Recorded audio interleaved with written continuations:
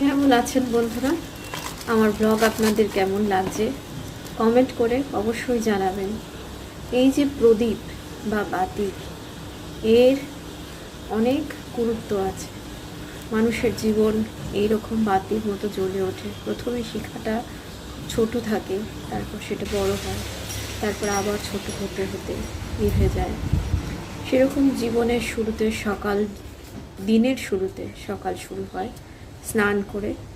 চুলটা নিয়ে আমি রীতিমতো যুদ্ধ করি, কারণ আমার ওয়েভি চুলের প্রতি আমার কোনো মায়া মমতা নেই। আমার আঁচড়ানো দেখেই আপনারা সেটা বুঝতে পারবেন। স্নান করে এসে চুল আঁচড়াচ্ছি, শুরু হচ্ছে দিন। আজকে আরেকটা দিন, দেখা যাক এরপর দিনটা কোথায় গড়ায়।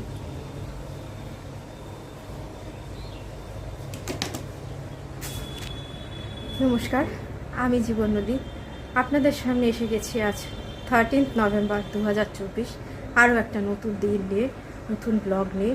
আজকে আমার দিনগুলো কেমন করে, আজকে আমার দিনটা কেমন করে কাটছে, আমি কি করছি তাই নিয়ে চলে এসেছি। আশা করি সবাই ভালো আছেন। যাদের কাছে আমার ব্লগ পৌঁছাচ্ছে, যারা দেখছেন তাদেরকে অনেক ধন্যবাদ।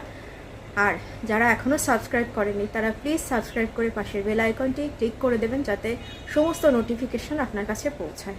ধন্যবাদ, অনেক ধন্যবাদ। পাশে থাকুন, সঙ্গে থাকুন, ভালো থাকুন। জল কেমন একটা অদ্ভুত জিনিস না? জল থাকলে শরীরের 70% জল, আর গাছও জল না পেলে বেঁচে থাকে না। অথচ দেখুন কত মায়া মমতা, কত যত্নে আমরা সন্তান বড় করি, গাছ বড় করি। আবার এরকম পাথরের খাঁজে, ইটের খাঁজে বেড়ে ওঠে আগাছার মতো মানব শিশু।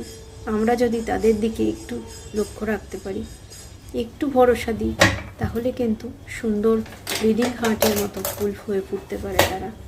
চলে এসেছি রান্নাঘরে। রান্নাঘরেই প্রথম কাজ থাকে, কারণ সকালে উঠেই এক কাপ চা লাগে। আমি আপনাদের দিকে তাকিয়ে গুড মর্নিং বলেছিলাম, কিন্তু ক্যামেরায় মুখটা কেটে গেছে। তারপর চাটা ছেঁকে ফ্লাস্কে ভরে রাখি। আপনাদের প্রসঙ্গত বলে রাখি, যেহেতু আমি cancer survivor, breast cancer survivor, আমার কফি খাওয়া একদম বারণ, এবং আমি চাটিও খাই শুধু লিকার। দেখতেই পাচ্ছেন যে চিনি নয়, কিন্তু শুধু লিকার। এবার চাটাকে ফ্লাস্কে ভরে রাখি, কারণ সারাদিনে আমি অনেকবার চা খাই, আপনারা যাকে চাতাল বলেন। তারপরে 1 বস্তা চাল আমি মাসের প্রথমে নিয়ে আসি। পুরো মাসের 1 বস্তা চাল পুরোটা লাগে না, 2.5 কৌটো করে চাল একবেলায় রান্না হয়। ও বেলায়, রাতের বেলায় রুটি খাওয়া হয়। তো রুটিটা কিনে আনা হয়, যেহেতু চালটা নিয়ে গেলাম রান্নাঘরে ধোয়ার জন্য।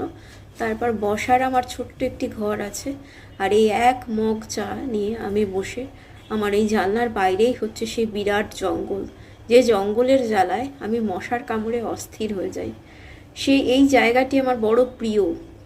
এই দেয়ালটি, পেছনের দেয়ালটি আমি ওয়ালপেপার দিয়ে একাই সাজানোর চেষ্টা করেছিলাম, এবং এই যে কালারটি দেখছেন, হালকা একটা গ্রিন, একটা ব্লুইশ গ্রিন, সেই গ্রিন কালারটাও আমার নিজের হাতে করা। যদিও ওপর দিকটা আমি দেখাই না, কারণ ওপর দিকটা আমি রং করতে পারিনি, বা পুরো ঘরটাও আমি রং করে উঠতে পারিনি। ওদিকে দেখুন আমার লাকি ব্যাম্বু রয়েছে, ব্রাজিলিয়ান লাকি উড রয়েছে। আর এই জায়গার এই সবুজটা চোখটা জুড়িয়ে দেয়, একেবারে মনটা শান্ত করে দেয়। এখানে বসে বসে নিজের মাথায় খানিকটা মাসাজ দিয়ে দিই, ভালো লাগে। যদি অন্য হাতে স্পর্শে এই জিনিসটা হতো, হ্যাঁ সেটা হওয়া সম্ভব, বিউটি পার্লারে গেলেই সেটা হয়। কিন্তু বিউটি পার্লারে গিয়ে বেশ খানিকটা অর্থ অপচয় এই সমস্ত ব্যাপারে করতে আমার মন কখনোই চায় না। এই চাটা খাওয়ার সময় আমি ভীষণভাবে নিজের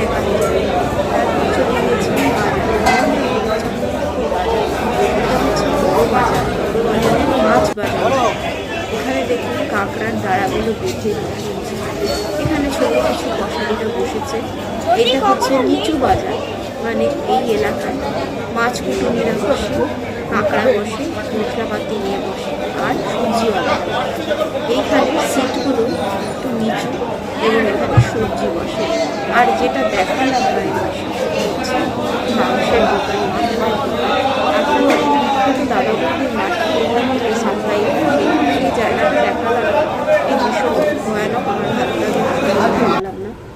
বাড়িতে চলে এসে আলু ফুলকপি দিয়ে মাছের ঝোল করবো বলে আলু ফুলকপি কেটে নিচ্ছিলাম এভাবে বসে। পেছনে আমার ছানা গুড়গুড় করছে, কারণ বাইরে কিছু স্ট্রিট ডগ রয়েছে, তাদেরকেও আমি খেতে দিই। এই ফাঁকে ময়লাওয়ালা চলে এসেছিলো, ময়লার বালতিগুলো দিয়ে দিলাম। আর দেখলেন মতন বা আমার সোনা সবসময় আবার পেছন করে এই যে রান্না করছি। রান্না করতে করতে রান্নাঘরে যেরকম কাজ থাকে সেই রান্নাঘরের কাজ আর মাছের ঝোলটাই রান্না করছিলাম। সেই সময় এই ক্লিপিংসগুলো ধরে রাখা হয়েছে। যেহেতু আমার আরেকটি চ্যানেল আছে, সেই চ্যানেলে শর্ট চ্যানেল দিই, সেই জন্যে এখানে দুটো ক্যামেরা থাকে। এখানে কাজের ফাঁকে আবার একটু চা বিস্কুট খেয়ে নিলাম। রান্না করেছিলাম ফুলকপি আলুর তরকারি আর ফুলকপি দিয়ে মাছের ঝোল। রং দেখে ভয় পাবেন না, বিরাট কিছু ঝাল নয়, তেলও বিশেষ কিছু নয়, ভেসে উঠেছে। এই যে প্রথম যেটা দেখিয়েছিলাম, স্নান করে ঘরে এসে যে কাজটা আমরা করি সেটা হচ্ছে পুজো দেওয়া। ধূপবাতি, মোমবাতি, বাতি, আমার প্রদীপ জ্বালাতে ভীষণ ভালো লাগে। প্রদীপ জ্বালিয়ে ঠাকুর পুজো করে তারপর বসেছিলাম খেতে। মাছের ঝোল আর সবজি দিয়ে ট্যাংরা মাছের ঝাল, ওটা করা ছিল। এইবার কালকে যে কাপড়গুলো কেচেছিলাম আপনারা দেখেছিলেন, সেগুলোকে নামিয়ে এনে সেগুলোকে সুন্দর করে পাট করে আলনায় তুলে রাখবো বলে ভাঁজ করছিলাম।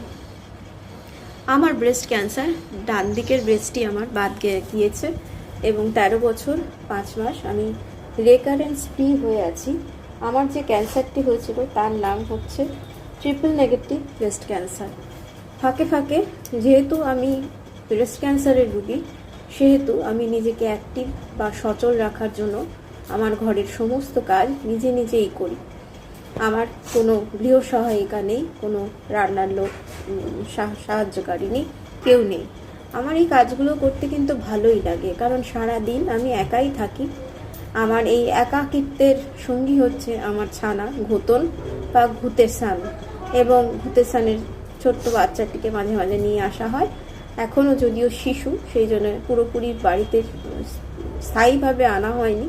দেখা যাক কী অবস্থা হয়, কি দাঁড়ায়। জামা কাপড়গুলো ভাঁজ করে রাখি, তারপরে খাবার খাই।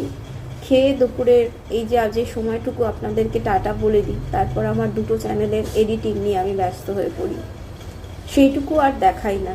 রাত্রিবেলা প্রচণ্ড মশা, সেই মশার জন্য আমাদের অনেক তাড়াতাড়ি মশারি টাঙিয়ে ঢুকে পড়ি, কারণ আমাদের জন্য ব্রেস্ট ক্যান্সার সার্ভাইভার বা যে কোনো ক্যান্সার সার্ভাইভারের জন্য কোনো রকম মসকুইটো রিপেলেন্ট, কোনো ধুলো, কোনো ধোঁয়া, কোনো কিছুই আমাদের জন্য সুটেবল নয়।